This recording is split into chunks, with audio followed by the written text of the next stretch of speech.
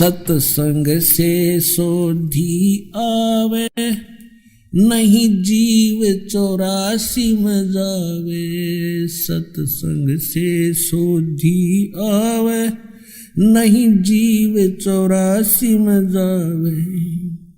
अब मेटो द्वेष और राग, हो राग या उम्र बतेरी जाली। अब मेटो द्वेष और राग, हो राग या उम्र बतेरी जाली।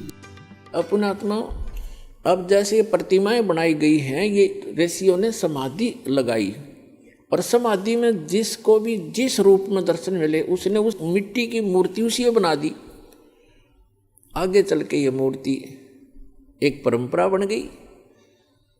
तो इन्होंने ब्रह्मा विष्णु महेश की मूर्तियां बनाई, इन्हीं के दर्शन हुए इनको। किसी को ब्रह्मा के रूप में दर्शन दे दिए। इस प्रकार ये सबको विचलित करके रखता है। तो कहने का भाव ये है, इन ऋषियों ने परमात्मा के दर्शन नहीं हुए, फिर भी ये घुमा फिरा कर ये कहते हैं कि वेदों में परमात्मा तो निराकार लिखा है, ये जो दिखाई देता है ये परमात्मा नहीं हो सकता। एक तरफ श्री विष्णु जी को कंप्लीट गॉड भी मानते हैं, फिर बुद्धि विचलित होने से कोई इनको कहता है कि नहीं भगवान तो दिखाई थोड़ा ही देता, वो तो निराकार है, प्रकाश ही प्रकाश है। सहस्रार कमल में जाकर देखो, वो तो प्रकाश ही प्रकाश दिखाई देता है, 1000 ज्योतियाँ दिखती हैं।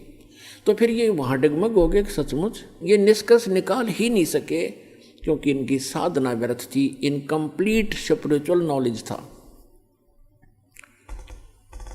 तो चुनक ऋषि ने हजारों वर्षों तक परमात्मा प्राप्ति के लिए कोशिश की, भगवान मिले नहीं, और ये एटम बम बन जाते हैं ज़्यादा तप और जप करने से, इस काल तक की भक्ति करने से। और यही कारण है कि काल फिर इनका दुरुपयोग करता है, रिमोट उसके हाथ में होता है इनका सबका। तो चुनक ऋषि ने हजारों वर्षों तक तप किए, जप किया ओम नाम का, भगवान मिला नहीं, और सिद्धि के से यो ओतप्रोत हो गया, पावर हाउस बन गया, एक एटम बम बन गया। एक मानधाता नाम के चक्रवर्ती राजा थे, यानी पूरी पृथ्वी के शासक थे, और वो 1 वर्ष में, 2 वर्ष में, 10 वर्ष में, जैसा भी वो उचित समझते थे, पूरी पृथ्वी पर निरीक्षण किया करते थे। चक्रवर्ती राजा करता था कि किसी अन्य भूभाग के भूपति को, यानी छोटे राजा को, मेरी पराधीनता अस्वीकार तो नहीं होगी है। तो उसके लिए वो क्या करते थे, एक राजा का पर्सनल हॉर्स होता था, अपना घोड़ा निजी, उसके गले में एक पंपलेट लगा दिया करते थे। उसके साथ सैकड़ों हजारों की संख्या में सैनिक चल पड़ते थे। राजा का घोड़ा प्रत्येक छोटे राजाओं के राज्य में से गुजरता जाता था। उसके ऊपर लिखा होता था उस पंपलेट पर कि राजा मानधाता चक्रवर्ती का घोड़ा है, राजा के पास 72 अक्षौणी सेना है।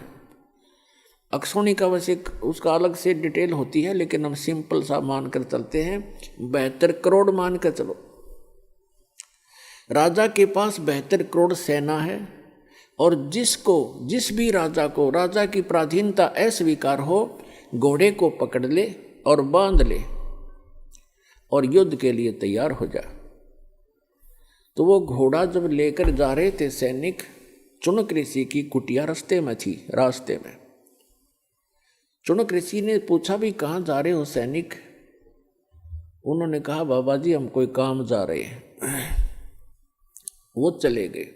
वापस जब आए तो भी उसी रास्ते से आए, वो सारी पृथ्वी पर घूम गए। उस शहर में एंट्री का वही रास्ता था उनका। उस ऋषि ने फिर पूछा भी सैनिकों कहाँ गए थे, इस घोड़ा खाली क्यों है? सब पर सवार हैं लेकिन इस घोड़े पर कोई असवार नहीं है, क्या कारण है? तब उन्होंने बताया कि ऋषि जी ऐसे ऐसे मानधाता चक्रवर्ती राजा का घोड़ा है और इसके ऊपर कोई बैठ नहीं सकता, इसके गले में लिखा है ऐसे ऐसे, और हम सारी पृथ्वी पर घूमकर आए हैं राजा के ये देखने के लिए राजा ने एक परीक्षण किया है कि कोई उसकी पराधीनता अस्वीकार तो नहीं कर रहा है। हम ऐसे गए थे तो उस ऋषि ने देखो रिमोट काल के हाथ में बम बना लिया। पहले तो गलत साधना करवा के चुनक ऋषि से रिमोट उसके हाथ में। अब ये मन कौन है? ये मन एलिमेंट है, उस काल का एक अंश है। आत्मा उस दयाल की अंश है। अब देखो ऋषि के मन में उसने रिमोट से ऑन कर दिया। ऋषि के मन में आ गया कि राजा तो अपने आप को बड़ा अहंकारी हो गया है, इसको इतना अभिमान हो गया, इसका अभिमान ठीक करना चाहिए। अब ऋषि ने कहा कि सैनिकों, यदि मैं तुम्हारे राजा का युद्ध स्वीकार कर लूं तो क्या हो? तो सैनिक ही होते हैं, सूरवीर होते हैं, उनके बोलने की शैली भी कड़क होती है। वो कहने लगे, रे कंगले, तेरे दाने खाने को नहीं, अपनी जपले माला चुप करके हैं, और युद्ध करेगा तो बांधदाता चक्रवर्ती के साथ, तेरी क्यों साथ सामत आई है? बदले अपनी माला, बदले। अब ऋषि जी का और दूना दुख हो गया कि इसके सैनिक इतने अभिमानी हैं तो राजा तो पता नहीं क्या होगा, इसको सेट करता हूँ। तो चुनक ऋषि ने कहा कि भाई मैंने स्वीकार कर लिया तुम्हारे चक्रवर्ती राजा का युद्ध, और इस घोड़े न बांध दो मेरी कुटिया के, इस पेड़ के। अब वो सैनिक तो तैयार बैठे थे, बांध दिया घोड़ा तुरंत। अभी आए ऋषि जी, हम एक आज्ञा ले आते हैं राजा की। अब राजा को जाकर बताया कि ऐसे ऐसे एक चुनक नाम के ऋषि ने आपका युद्ध स्वीकार कर लिया। राजन, मंत्री सलाहकार होते हैं, वो कहते हैं देखो आज एक आदमी की हिम्मत, एक ने सिर उठाया है राजन, कल ना कोई और भी बकवाद कर देगा, धीरे धीरे क्रांति आ जाएगी। और कहते हैं बुराई को शुरुआत में ही नष्ट कर देना चाहिए। तो राजा ने कहा ठीक है जाओ। तो राजा ने अपनी सेना की 3 विभाग कर दिए, 3 बटालियन बना दी, और एक टुकड़ी में 18 करोड़ सेना भेज दी एक ऋषि को मारने के लिए।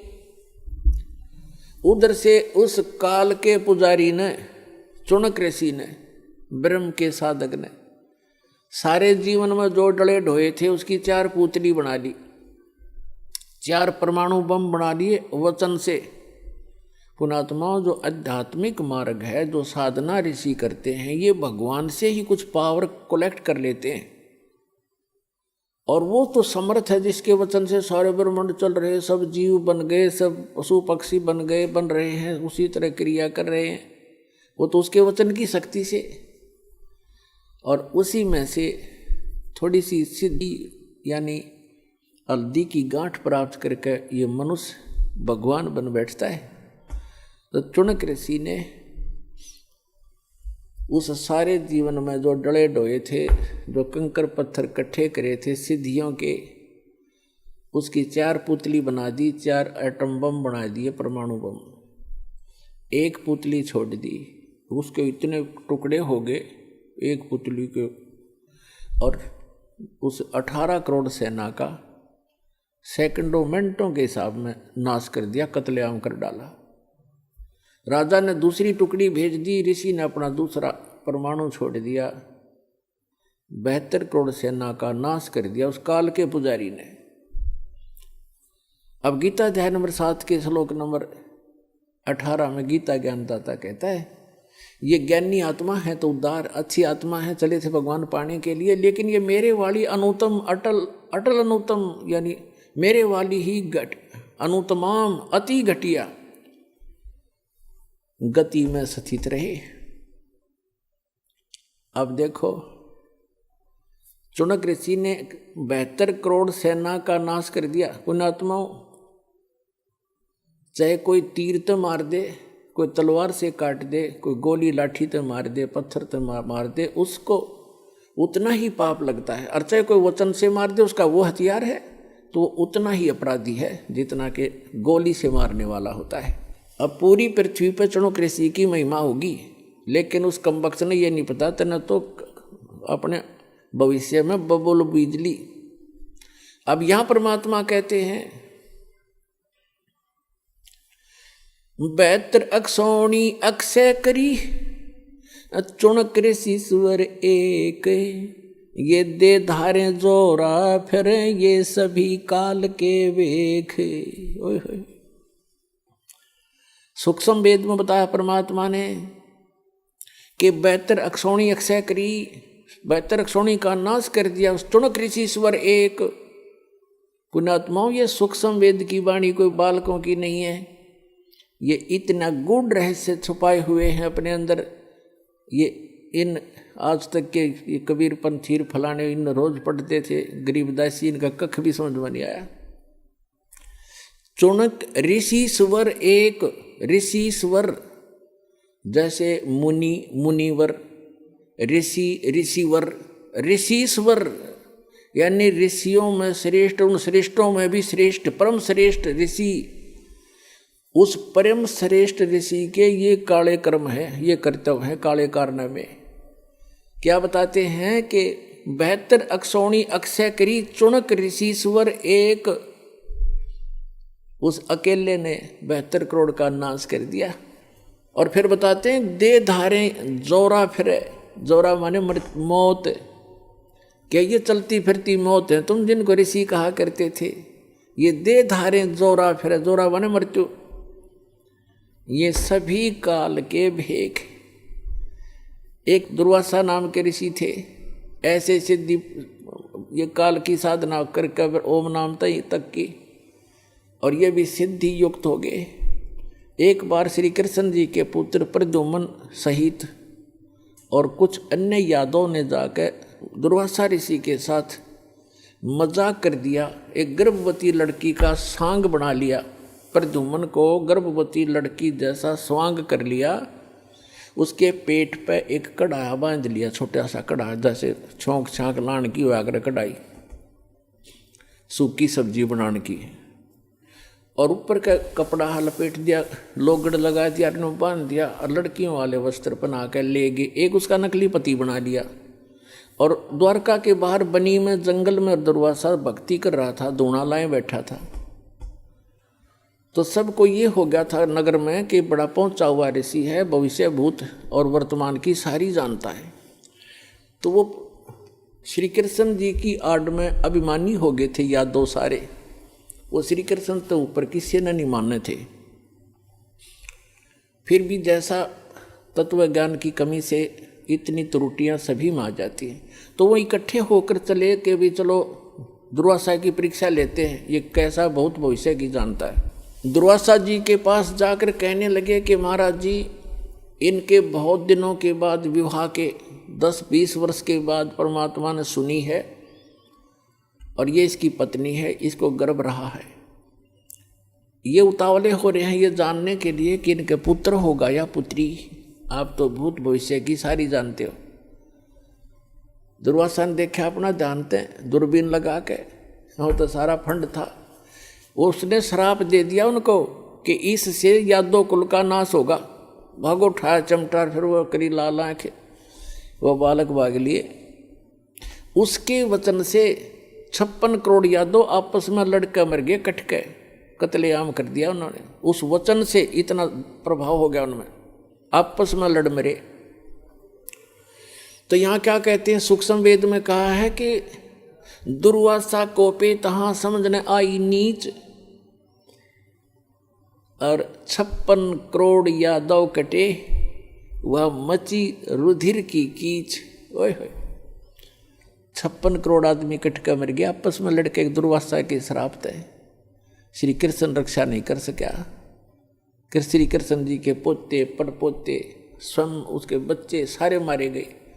तो यहाँ परमात्मा कबीर जी कहा करते थे अपने सूक्ष्म वेद जो गरीबदास जी को दिया, उसमें कहा है कि दुर्वासा कोपे तहाँ, बच्चा ने मजाक कर दिया, इतनी सजा दिया करते हैं। कहते हैं ये इंसान नहीं, ये नीच व्यक्ति है, तुम इनको ऋषि समझते थे। दुर्वासा कोपे तहाँ यानी कुपित हुए, और समझ न आई नीच। उस दुष्ट इंसान ने इतना भी नहीं सोचा तो क्या बकवास करने जा रहा है, इससे क्या गाड़ी गल जाएगी, ये संत है, ऋषि हो तुम। संता को उसको कितना दुख झेले, बद्दुआ नहीं देते संत, ये तो काल के सांप थे। कहते हैं दुर्वासा को पे तहाँ समझने आई नीच, और 56 करोड़ यादव कटे। वहाँ मची रुधिर की कीच, गारा मच गई लहू की, रक्त की। अपने आत्माओं, आपको अब समझ में आवेगा कौन कितने पानी में। तो इसके विषय में कहा करते डंब करें डूंगर चढ़े, सूक्ष्म वेद में कहा है डंब करें डूंगर चढ़े। डंब माने पाखंड, लोग दिखावा धूना ला कर बैठेंगे ऊंचे से स्थान पे, दुनिया दूर तो देखो महात्मा तपस्या कर रहा है, फिर उसका चढ़ावा शुरू हो, उसका दूध पानी शुरू हो जा। कहते हैं डंब करें डूंगर चढ़े, अंतर जीनी झूल, और जग जाने दुनिया जाने यो भक्ति करे। ये बोवन सूल बबूल, ये तो अपने भविष्य में की करके कांटे बीज रहे।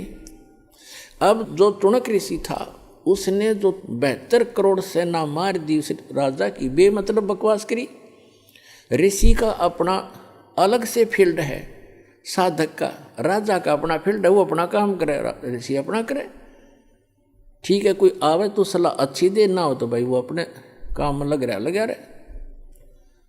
या के बकवाद भाई उसने कहनी थी बुद्धि ठिकाने करूँगा, अपने कर्म बिगाड़ दिए। जो थोड़ी बहुत वह पूंजी इकट्ठी करी थी उसमें पेंचर कर लिया, सारे जीवन का नाश कर। अब क्या होगा, इतना कुछ करने के बाद भी इनके कुछ भक्ति, तो उसके बाद भी भक्ति की वो अंश शेष रह जाते हैं, उसके कारण जाएगा ब्रह्मलोक में ओम नाम के जापते, वहाँ अपनी पूंजी नाश करके फिर पृथ्वी पर जन्म लेगा ये, और पृथ्वी पर फिर मनमाने राजा भी बन जा पूरी पृथ्वी का। इतनी तपस्या, इतनी साधना हो जाती है इनकी। और फिर 84 लाख योनियों के चक्कर में भी पड़ना ही पड़ना पड़ेगा।